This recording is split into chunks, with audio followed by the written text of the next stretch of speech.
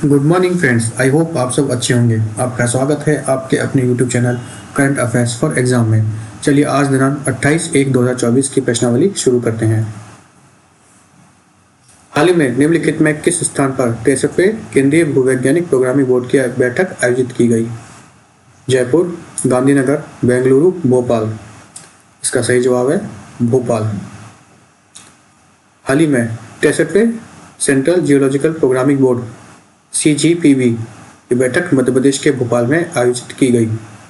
CGPBP central geological programming board भारतीय भूवैज्ञानिक सर्वेक्षण मतलब geological survey of India GSI का मंत्रकाल एक महत्वपूर्ण मंच है जिसमें GSI का वार्षिक फील्ड सर्वे सीजन प्रोग्राम चर्चा के लिए काम के दोहराव से बचने के लिए रखा जाता है।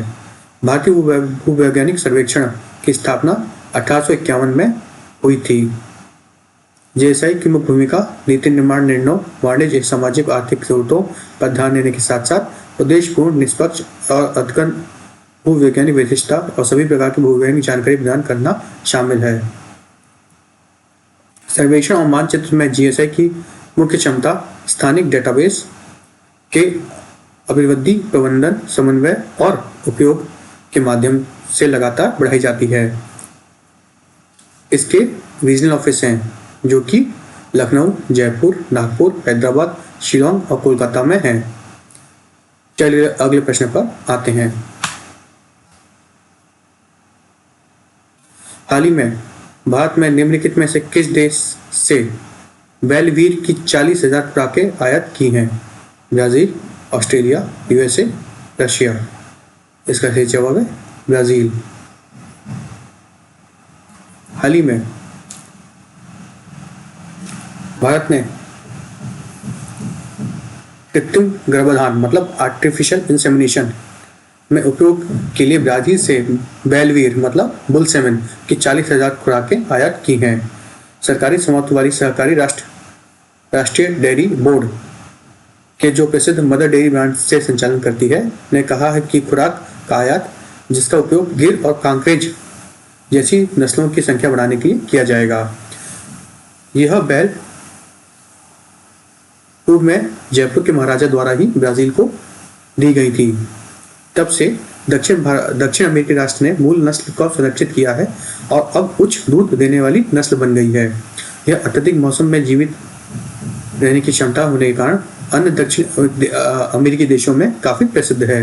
इस बीच क्रॉस ब्रीडिंग के कारण भारत की जो मूल प्रजातियां थी उनमें गिरावट आई है, उनके प्रोडक्शन में गिरावट आई है। भारत विश्व का शीर्ष दुग्ध उत्पादक देश है। भारत का उत्पादन बढ़ाने की जरूरत है क्योंकि मांग भी तेजी से बढ़ रही है। भारत उन जानवरों को लक्षित कर रहा है जिनमें ब्राजीलियन अनुवंशक है और प्रति पशु 80 लीटर से अधिक दूध पैदा करने की क्षमता है। चलिए अगले प्रश्न पर आते हैं। प्रत्येक वर्ष अंतर्राष्ट्रीय सीमा शुल्क दिवस कब मनाया जाता है? When is international custom day observe every year? 24 जनवरी, 25 जनवरी, 26 जनवरी, 27 जनवरी। सही जवाब है 26 जनवरी। इंटरनेशनल कस्टम डे हर साल 26 जनवरी को मनाया जाता है। उसे हम अंतर्राष्ट्रीय सीमा शुल्क दिवस के नाम से भी जानते हैं। यह दुनिया भर में सीमा शुल्क एजेंसियों द्वारा निभाई गई महत्वपूर्ण भूमिका को पहचानने और उसकी सराहना करने के लिए समर्पित है। भारत में केंद्रीय उत्पादक एवं सीमा शुल्क बोर्ड सीमा शुल्क के प्रबंधन और अंतर्राष्ट्रीय व्यापार को सुविधाजनक बनाने के लिए जिम्मेदार है। इस वर्ष का थीम है custom engaging traditional and new partners with purpose. चलिए अगले प्रश्न पर आते हैं। हाल ही में किस देश का शेयर बाजार दुनिया का चौथा सबसे बड़ा शेयर बाजार बन गया? Recently, which country stock market has become fourth largest stock market in the world? Bharat, USA, Japan, UK। इसका सही जवाब है भारत। हाल ही में भारतीय शेयर बाजार ने वैश्विक स्तर पर चौथे सबसे बड़े शेयर बाजार की स्थिति का दावा करने के लिए हांगकांग को पीछे छोड़ दिया है। अमेरिका, चीन और जापान के बाद अब भारत चौथे नंबर पर है। वर्तमान में अनुमानित भारतीय शेयर बाजार मूल्य 4.33 ट्रिलियन है, जबकि हांगकांग का हांगकांग शेयर बाजार का मूल्य 4.92 ट्रिलियन है। भारत पहली बार हांगकांग के शेयर बाजार से आगे निकला है। चलिए अगले प्रश्न पर आते हैं। निम्नलिखित में से किसने गांधीनगर में राष्ट्रीय फोरेंसिक विज्ञान विश्वविद्यालय में डिजिटल फोरेंसिक उत्कृष्टता केंद्र का उद्घाटन किया है?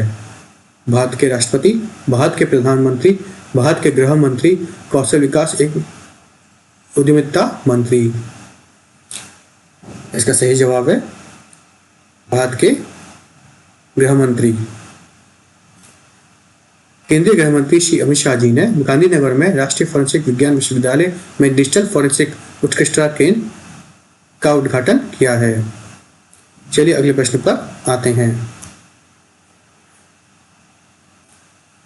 बतद्रवा धाम किस स्थानों पर स्थित है? गुजरात, कर्नाटक, बिहार, असम। इसका सही जवाब है असम। बतद्रवा धाम असम में स्थित है। ये असम के नागौन डिस्ट्रिक्ट में स्थित है। इसे मोडोवा धाम के नाम से भी जाना जाता है। यह असमीय वैष्णवों के ये सबसे पवित्र स्थानों में से एक है। यह असमीय वैष्णवों के लिए सबसे पवित्र स्थानों में से एक है। यह वैष्णव सुधारक संत श्रीमंत शंकर देव के जन्म स्थान पर स्थित एक मंदिर है।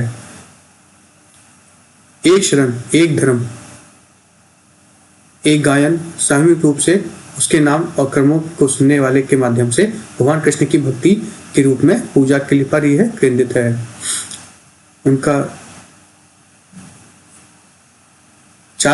यह चार घटकों पर आधारित है, जिसमें देव, नाम, भक्त और गुरु चार मेन घटक हैं। चलिए अगले प्रश्न पर आते हैं।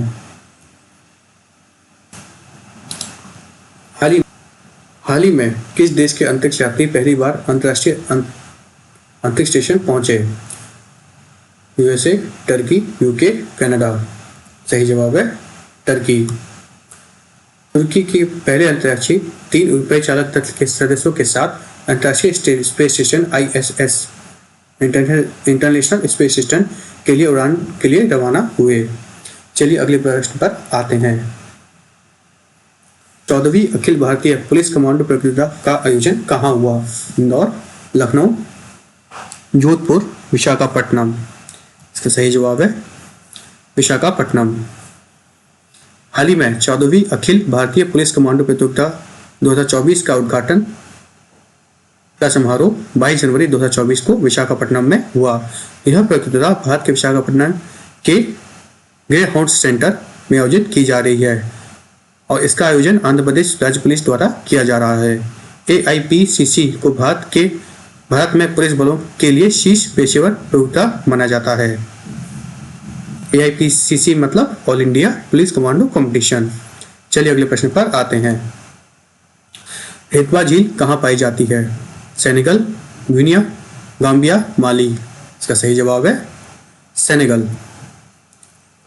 हेतवा झील, जिसे हम गुलाबी झील के नाम से भी जानते हैं, यह सेनेगल के डकार शहर से 35 किलोमीटर की दूरी पर पाई जाती है। गुलाबी झील डकार क्षेत्र का मुख्य पर्यटन स्थलों में से एक है, मुख्यतः इसके पानी के गुलाबी रंग के कारण। झील में लवणता की मात्रा अधिक है। लवणता मतलब सैलिनिटी।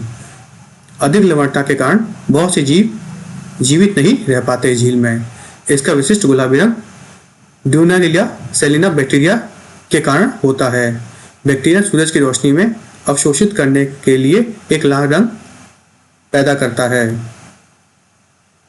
हेतवा झील अक्टूबर 2005 से यूनेस्को द्वारा विश्व धरोहर स्थल में से एक वर्ल्ड हेरिटेज साइट घोषित की गई है।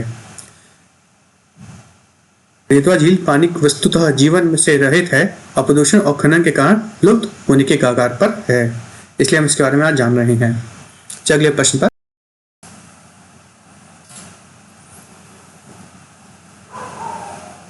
हाल ही में निम्नलिखित में से किसे कुंडेश्वर सम्मान पुरस्कार से सम्मानित किया गया है? राघवेंद्र माया, रक्षित शेट्टी, डॉक्टर रवि कुमार सोरुलू, इनमें से कोई भी नहीं। इसका सही जवाब है रक्षित शेट्टी। यशगान कलाकार रक्षित शेट्टी पाद्रे को उडुपी जिले में श्री कुंडेश्वर मंदिर के वार्षिक मेले के दौरान कुंडेश्वर सम्मान पुरस्कार से सम्मानित किया गया। फ्रेंड्स, आज का सेशन यही समाप्त होता है। आपको हमारा सेशन कैसा लगा कमेंट करके बताइएगा तथा लाइक एवं सब्सक्राइब जरूर कीजिएगा। धन्यवाद।